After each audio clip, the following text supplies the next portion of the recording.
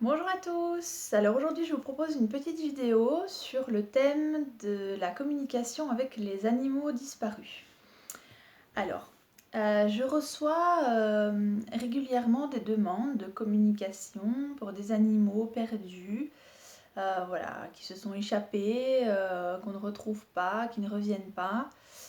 Et ben, c'est une partie de la communication animale qui n'est pas toujours facile à faire. D'ailleurs, il y a beaucoup de communicateurs animaliers qui ne le font pas parce que c'est vraiment quelque chose de compliqué. Alors pourquoi est-ce que c'est compliqué? C'est compliqué pour plusieurs raisons. Premièrement, ça dépend l'état émotionnel et physique dans lequel se trouve l'animal. Si l'animal est blessé, si l'animal est complètement apeuré parce qu'il ne sait pas où il est complètement perdu, si l'animal est coincé quelque part, il est enfermé dans un garage, dans une remise, enfin voilà, peu importe l'endroit, bah, il peut être en stress parce qu'il n'arrive pas à sortir. Et tout ça, ce sont des choses qui peuvent compliquer la communication. Autre chose aussi, l'animal peut être décédé. Il peut avoir eu un accident, renversé par une voiture, être empoisonné ou autre. Et l'animal n'est plus là, et donc ça peut être difficile aussi euh, de capter ça, de capter des choses. Alors ça, c'est la partie qui concerne l'animal, d'accord? Et c'est ce qui peut compliquer la communication. Après, le gros du... Le, la plus grosse partie qui peut venir compliquer la communication, c'est les attentes du gardien de l'animal. Et ça, c'est énorme, énorme, énorme. Alors, je comprends, je me doute que quand on perd un animal, on a envie de le retrouver, on veut savoir où il est, qu'est-ce qu'il fait, est-ce qu'il va bien, quand est-ce qu'il va revenir, etc. Et je comprends ça, mais toutes les attentes qu'il y a derrière, les peurs qu'il y a derrière, ça complique vraiment, vraiment le travail du communicateur. Euh, Moi, je l'ai vécu avec un chien. Euh, il y avait donc un monsieur qui me contacte pour faire une communication avec son chien qui avait 6 mois et voilà, qui avait disparu. Ils avaient cherché pendant des jours, ils ne le retrouvaient pas et donc son dernier recours, c'était moi. Bon, déjà là, c'est c'est une grosse, grosse pression sur mes épaules parce que bah, voilà, je suis son dernier recours, son dernier espoir. Et donc, bah, ce monsieur avait vraiment mis tous ses espoirs en moi et il attendait vraiment à ce que je puisse retrouver son animal. Alors, je lui avais bien précisé comment ça se passait, que oui, je pouvais recevoir des informations, mais voilà, que j'étais pas médium et que voilà, je n'allais peut-être pas pouvoir lui dire exactement où était son chien, etc.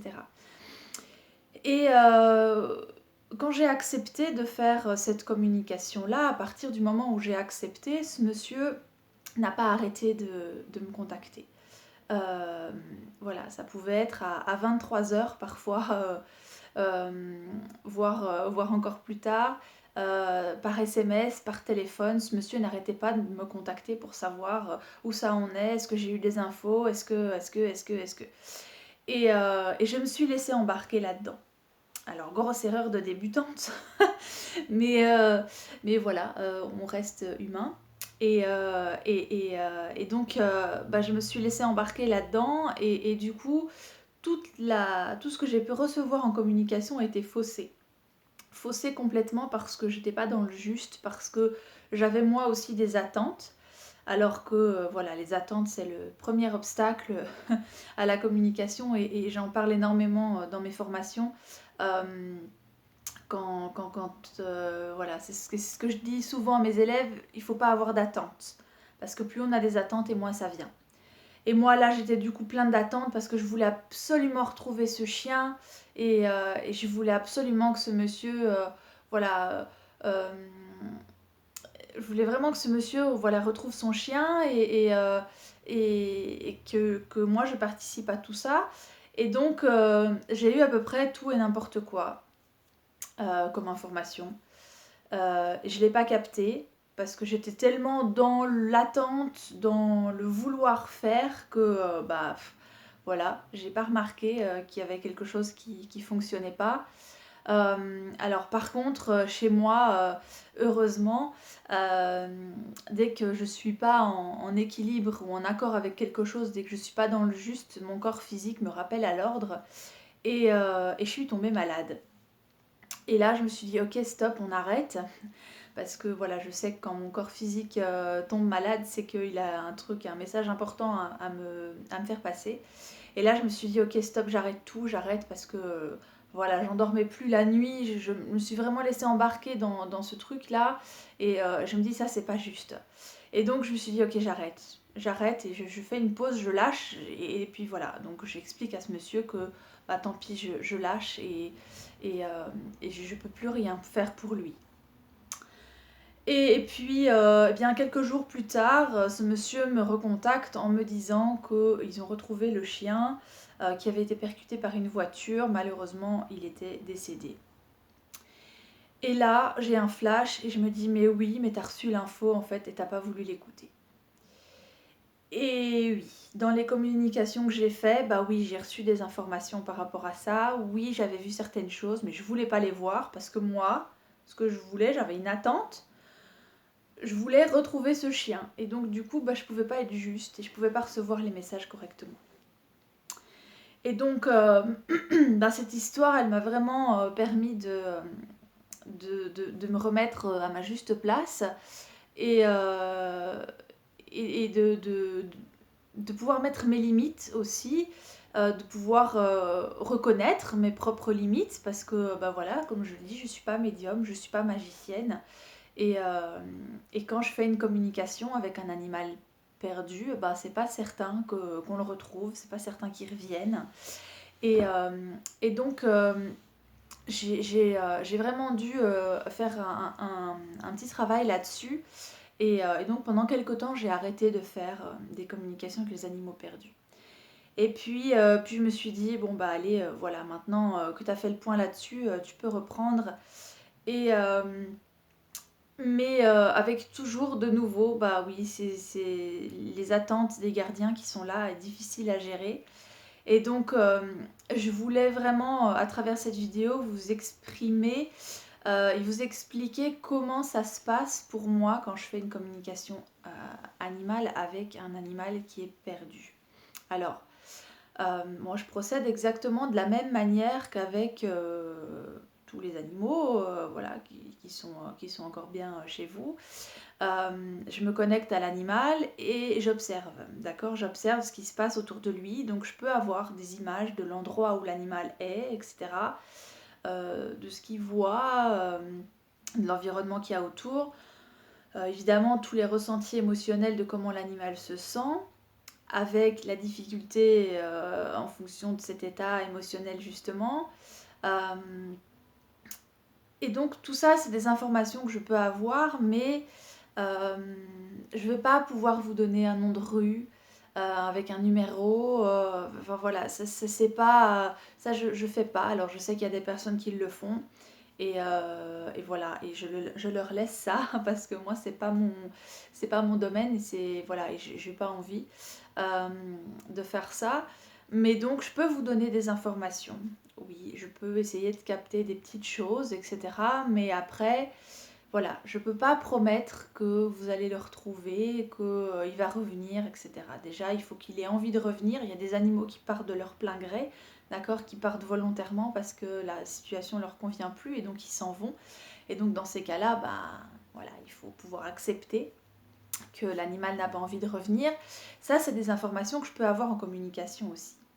Mais ce genre d'information est souvent difficile à digérer pour le gardien, d'accord?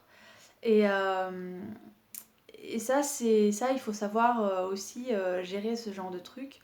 Alors c'est vrai que pendant longtemps, j'ai pas eu facile avec ça parce que quand au travers d'une communication, je transmets une information à une personne, quand la personne n'accepte pas cette information-là, elle peut avoir des réactions pas toujours très cool, voilà, et dire que ce que je fais ça sert à rien, que ce que je fais ça veut rien dire, que voilà, que je suis totalement à côté de la plaque, etc. Bref, ça existe.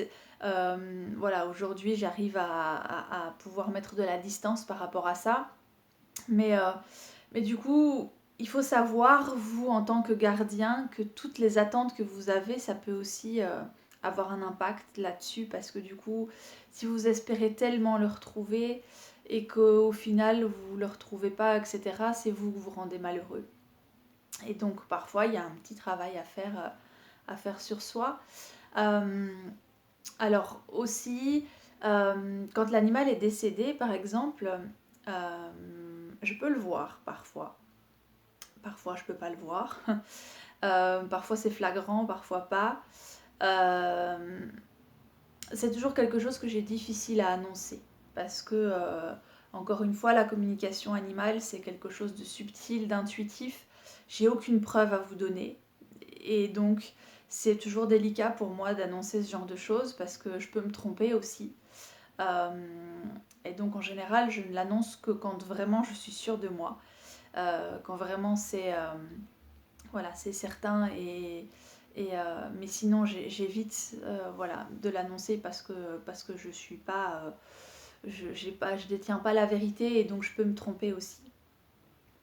Euh, mais dans ces cas-là, c'est vrai que c'est pas facile pour le gardien, voilà, d'entendre ça, surtout que bah il y a aucune preuve, j'ai pas enfin voilà, j'ai pas d'endroit, je peux pas vous dire bah voilà, vous trouverez son corps à tel endroit, à tel endroit, à tel endroit.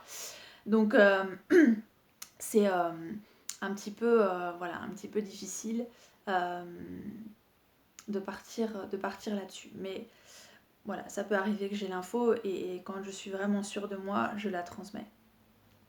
Euh, aussi, ce que je fais et ce que je propose, alors, ce qui se passe souvent aussi, enfin voilà, je viens de penser à quelque chose dont j'ai oublié de parler, c'est que souvent les gens attendent avant de faire appel à un communicateur animalier. En général, c'est le dernier recours. Voilà, c'est quand les gens ont tout essayé, et puis il y a quelqu'un qui leur dit ah mais tu sais, peut-être si tu fais une communication ça pourrait aider. En général c'est vraiment le truc de dernier recours. Et donc bien souvent ben, il s'est passé 15 jours, un mois depuis la disparition de l'animal et donc bah, c'est pas évident non plus. Donc plus ça va être pris tôt et plus facile ça va être. D'accord. Donc, alors c'est pour ça que j'ai mis en place un petit protocole pour aider les animaux perdus à rentrer chez eux. Hein, ce protocole, je remettrai le lien en commentaire de la vidéo et vous pouvez le trouver sur mon blog. C'est une petite technique qui vous permet de vous connecter au cœur de votre animal pour l'aider à rentrer si jamais il est perdu, voilà, ou autre. Euh, alors cette technique, elle fonctionne, d'accord, elle a déjà donné de bons résultats. Mais plus tôt c'est fait et mieux c'est. Parce que quand on attend trop longtemps, ça marche moins bien. Mais c'est possible. Et ça fonctionne, ça a déjà donné des bons résultats. Alors moi, ce que je fais aussi, à côté de tout ça, quand j'ai une demande pour un animal perdu, donc je vais me connecter à l'animal, je vais voir ce que je peux ressentir au niveau émotionnel, au niveau physique, je vais voir si je peux avoir des indices sur l'endroit où il est, etc. Et après, au-delà de ça, je fais toujours un soin. Alors, c'est une technique de soin que j'ai mis au point au fil des années. Euh, voilà, où je mets en place des choses pour aider l'animal à revenir, ou en tout cas pour que le gardien ait des informations, ou qu'il y ait des choses qui se passent. D'accord? C'est plus un soin sur la situation dans sa globalité, la disparition de l'animal, etc. Et du coup, bah, ce soin, il permet de mettre en place les énergies que tout ce qu'il y a autour de nous travaille euh, pour que on ait des infos, il y a quelqu'un qui a vu l'animal ou autre, enfin, on va recevoir des petites informations comme ça. Et donc, bah voilà, moi je mets en place ce soin-là et puis je fais confiance. Euh, à tout ce qui va se passer. Mais c'est important quand je fais ça, c'est vraiment important que le gardien aussi fasse confiance et le gardien de l'animal, c'est important qu'il reste ouvert à tout ce qui peut se passer. D'accord? Et de nouveau, plus on sera dans l'attente et moins ça va arriver. D'accord? C'est important de pouvoir lâcher à un moment donné. Ok? Après, il y a, comme je le disais, des animaux qui partent parce qu'ils ont fini ce qu'ils avaient à faire avec vous, d'accord? Leur mission, elle est terminée avec vous, ils partent. C'est pas parce qu'ils vous aiment plus, c'est pas parce qu'ils n'étaient pas bien chez vous, euh, c'est pas parce qu'il est fâché contre vous. Non, tout ça, déjà, c'est des choses typiquement humaines. Ça n'existe pas chez les animaux. L'animal, c'est juste qu'il a fini ce qu'il avait à faire et du coup, ben, il part faire son nouveau job et voilà, et c'est tout simplement ça. Mais là, de nouveau, c'est nous qui avons un travail à faire parce que nous, on prend un peu mal en se disant oui, et pourtant, tout ce que j'ai fait pour lui et malgré tout, il est parti et tout ça et tout ça. Et ben, il faut travailler sur nous parce que c'est chez nous que ça vient. C'est nous qui sommes blessés parce que ça vient réveiller une blessure chez nous. Et voilà. Et puis c'est pas par hasard si ça arrive parce que c'est probablement parce que ça faisait partie de ce que l'animal avait à vous apporter.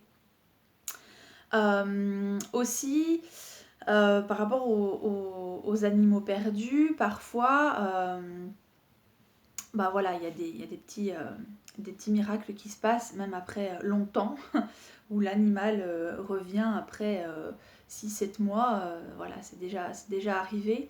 Euh, et puis c'est important de rester ouvert à vraiment à tout ce qui peut se passer et de ne pas avoir d'attente sur la manière dont on va le retrouver, sur la manière dont il va revenir, parce que ça, on a l'art, hein, pour ça, notre mental, il est super méga fort pour s'inventer des choses et pour se faire des films.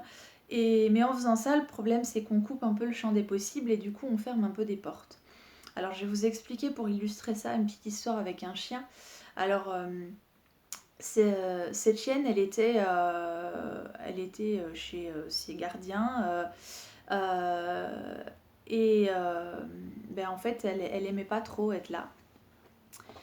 Et elle allait en pension. Elle allait chez une dame en pension quand les personnes partaient en vacances, etc. Elle allait en pension. Et elle adorait cette dame, elle adorait la pension. Et à chaque fois qu'elle devait retourner chez ses gardiens, bah, ça allait pas. Elle aimait pas trop, elle était en chenil, voilà, ça lui plaisait pas trop cette vie-là. Et un jour, elle s'est échappée. Elle s'est échappée et ben, les gardiens voilà, font appel à la dame qui l'a gardée en pension pour lui expliquer et lui demander si elle veut bien partager les photos de la chienne perdue, etc. etc. Et la personne qui gérait la pension, elle était venue faire une formation en communication animale chez moi et donc elle me contacte et elle me dit bah voilà, la chienne elle a disparu et je suis vraiment inquiète et voilà, elles avaient une relation toutes les deux un peu particulière, malgré qu'elle avait beaucoup de chiens en pension, elle avait vraiment tissé un lien avec elle très particulier. Et donc, ben, je me connecte à la chienne, et en effet, la chienne, elle m'exprime qu'elle n'a pas du tout envie de rentrer chez ses gardiens, elle veut pas. Elle veut pas rentrer, elle n'a pas envie d'aller là-bas. Et donc, ben, moi, je lui explique au travers de la communication que c'est pas ses gardiens qui m'ont demandé de faire la communication, que c'est la personne chez qui elle était en pension qui m'a demandé de faire la communication. Et bon, voilà, elle m'explique qu'elle veut de toute façon, elle veut pas rentrer, elle veut vraiment pas retourner là-bas. Donc moi, je transmets l'information, je dis ben voilà ce qui se passe, etc. Et donc la dame, bah, elle transmet au gardien et elle leur explique, ben voilà, elle n'a pas envie de rentrer parce qu'elle se plaît pas, etc. Et donc bah, ils arrivent à trouver un accord. Et l'accord, c'est que si on retrouve la chienne, bah, la chienne pourra aller vivre chez la dame chez qui elle allait en pension et elle va pouvoir rester chez elle. Bon, je vous résume l'histoire, c'était un peu plus long que ça, mais je vous résume. Euh, donc voilà, l'accord qui finit par se faire. Et donc, ben, moi, au travers de la communication, je transmets ça à la chienne. Je lui dis, ben voilà, écoute, si tu acceptes qu'on te retrouve, si tu te fais voir, ben voilà, tu pourras aller vivre chez la personne chez qui tu allais en pension et tu pourras rester là-bas. Et je voyais cette chienne dans un bois, alors je sentais aussi qu'elle était fort affaiblie parce que voilà, il y avait certainement un manque de nourriture, voilà, elle était pas super bien. Ça faisait en même temps, je pense, 1 mois et demi qu'elle avait disparu, et donc elle était pas très très bien. Et donc voilà, moi je lui envoie toute cette info, je lui dis écoute, si on te retrouve, il faut te laisser approcher par quelqu'un, qu'on puisse te retrouver et voilà. Et bien c'est ce qui s'est passé quelques jours après, je pense une semaine après cette communication. Alors il faut savoir, quand je fais des communications comme ça où j'envoie des infos, je le fais souvent, ok, voilà, je martèle un peu pour que voilà, ça rentre bien et que l'info soit bien intégrée par l'animal. Et donc pendant plusieurs jours j'avais envoyé l'info, et je pense qu'au bout d'une semaine, y a quelqu'un qui se promenait dans un bois et qui a aperçu la chienne, qui l'a appelée, elle est venue. Et voilà, et cette personne est allée chez un vétérinaire, ils ont scanné la puce, ils ont retrouvé les gardiens, et donc on a retrouvé la chienne, et du coup elle a pu aller vivre chez la personne chez qui elle allait en pension. Donc voilà, c'est juste waouh. Donc comme quoi, même s'il y a longtemps, on peut retrouver... on peut, voilà, quand l'animal accepte de revenir, il y a des choses qui se mettent en place, et ça permet de retrouver l'animal. Donc voilà, donc ça peut fonctionner, comme on peut ne pas avoir de résultats. Ça arrive que parfois, voilà, les infos que je reçois ne suffisent pas à retrouver l'animal, et qu'on ne le retrouve pas. Euh, Ça arrive aussi. Voilà, je prends ça comme ça vient, et tout est ok pour moi. Tout est juste de cette manière-là. Et donc voilà, c'était le petit point que j'avais envie de faire avec vous, le petit partage que j'avais envie de faire par rapport aux animaux perdus. Et donc voilà, si jamais vous avez des demandes par rapport à ça, un animal qui est perdu ou autre, eh bien n'hésitez pas à me contacter. Et voilà, on verra ensemble ce qu'on peut mettre en place pour vous aider. Voilà, je vous dis à très bientôt pour une prochaine vidéo. Et prenez soin de vous!